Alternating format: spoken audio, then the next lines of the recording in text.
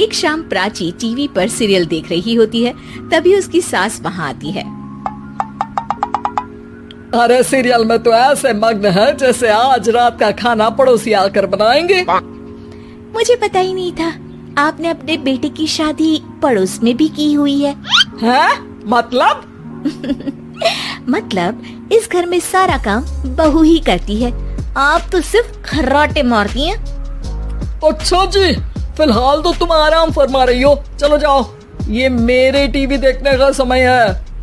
आहा, इसीलिए मुझे भगाया जा रहा है। सॉरी, अब तो बिल्कुल नहीं जाऊंगी। प्राची की इस बात पर दोनों सास बहू के बीच टीवी रिमोट के पीछे बच्चों जैसे छीना झपटी शुरू हो जाती है, जिसके बीच श्लोक भी काम से घर वापस आ जाता है। आज मेरी चूहे बिल्ली की जोड़ी किस बात पर झगड़ रही है?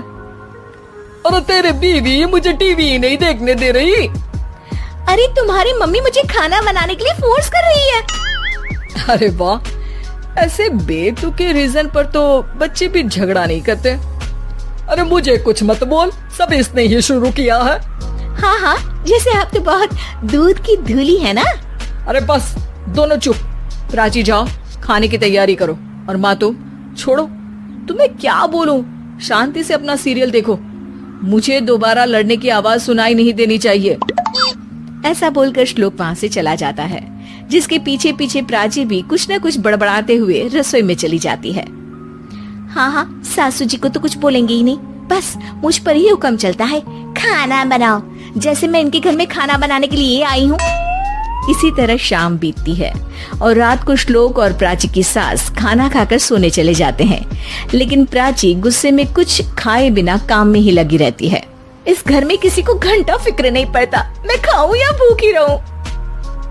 प्राची कुछ देर के लिए रसोई से बाहर जाती है और जैसे ही वापस आती है तो वहाँ दूध का भरा ग्लास देखकर हैरान रह जाती है। फिक्र पूरी है, बस दिखाना नहीं है। प्राची दूध पीकर सोने चली जाती है और अगली सुबह एक बार फिर सास बहू का कार्टून नेटवर्क स्टार्ट हो जाता है। ये तुमने ही किया है। अरे अजीब जबरदस्ती है, मैं बोल रही हूँ मैंने कुछ नहीं किया। दोनों ने मिलकर पूरे घर को पागल खाना बनाया हुआ है। यहाँ कोई नॉर्मल इंसान तो रह ही नहीं सकता, इसीलिए अब पड़ोसी क्या रिश्तेदार भी घर आने से कतराते हैं। और सुन बेटे, तू भी चंगा, तेरी माँ भी चंगी, तेरी बीवी भी चंगी, रिश्तेदार। हाँ जी, आपको नहीं पता क्या, गंगाधर ही शक्तिमान है, रिश्तेदार ही। हाँ हाँ, बस समझ गया। कभी जानवरों जैसे लड़ेंगी तो कभी जुगलबंदी करेंगी। भाई मैं आप दोनों के बीच में नहीं फंसना चाहता। सास बहू की इस मनमौजी जोड़ी से परेशान होकर श्लोक अपना सिर खुजलाता वहाँ से चला जाता है। चलो अब मैं भी कीर्तन में जा रही हूँ। इस पर जैसे ही सास कमरे में अपना पर्स लेने जाती है तो वहाँ नाश्ते की प्लेट रखी देख मुस्कुराने लगती है और नाश्ता करके घर से बाहर निकलते हुए कुछ पैसे टेबल पर रख जाती है, जिसके कुछ देर बाद सिलेंडर वाला घर आता है। ओ मुरी मैया, मैं सिलेंडर के बारे में तो बिल्कुल भूल ही गई थी। घर खर्च के सारे पैसे भी मम्मी के पास है और श्लोक से बोला तो उल्टा 4 बात सुनाएंगे।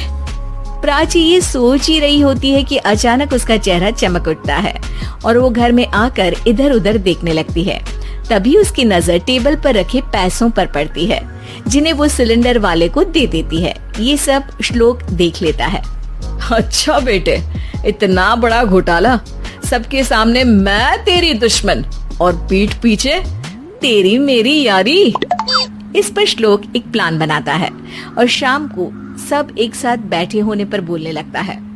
माँ, तुम दोनों की बहुत लड़ाई होती है, इसलिए मैं सोच रहा हूँ कि प्राची को उसके घर छोड़ाऊं, इससे वो भी खुश रहेगी और तुम भी। अचानक श्लोक की ये बात सुनकर सास बहू शौक से उसकी तरफ देखती है। अरे ऐसे कैसे घर छोड़ाओगे, मुझे कहीं नहीं जाना। अरे तुमने बोला नहीं पर मैंने सुन लिया, तुम्हें मम्मी के साथ रहना अच्छा नहीं लगता, मुझे पता है। अरे वो अरे, जब बहू खुद कुछ काम बोले तो वो तुझे सुनता नहीं, और अब जो इसने बोला ही नहीं वो तू समझ गया। जब उसे नहीं जाना तो फिर जबरदस्ती क्यों कर रहा है? अच्छा, फिर आपको मौसी के घर छोड़ाता हूँ, बस अब आप दोनों एक घर में एक छत के नीचे नहीं रह सकती। मैं इस टॉम एंड जेरी की जोड़ी को और नहीं झेल सकता। है? ऐसे कैसे नहीं रह सकते? तुम्हें इतनी दिक्कत है तो तुम्हारा बोरिया बिस्तर पैक कर देती हूँ, लेकिन मम्मी जी कहीं नहीं जाएंगी। बिल्कुल यही सुनना था मुझे। अगर दोनों में इतना ही प्यार है फिर हर वक्त ये लड़ाई का नाटक क्यों करती हो? देखा मैंने कैसे माँ किचन में दूध रखती है और तुम उनके लिए कमरे में नाश्ता रखती हो, और कैसे वो पहले ही तुम्हारी दिक्कत समझकर घर में पैसे रखकर बाहर जाती है। अरे भाई, इतना ड्रामा तो डेली सोप में भी नहीं होता जितना तुम दोनों ने इस घर में फैलाया हुआ है। तू हमें टॉम एंड जेरी बोलता है ना, तो याद कर वो दोनों भी एक दूसरे को बाहर वालों की बुरी नजर से बचाने के लिए हमेशा सबके सामने लड़ते थे, लेकिन अकेले में दिक्कत के समय मदद भी तो करते थे। बस हमारा रिश्ता भी कुछ ऐसा ही है। और वैसे भी अगर सास बहू में तू मैं नहीं होती तो दुनिया वालों को कहानियां कैसे मिलेंगी?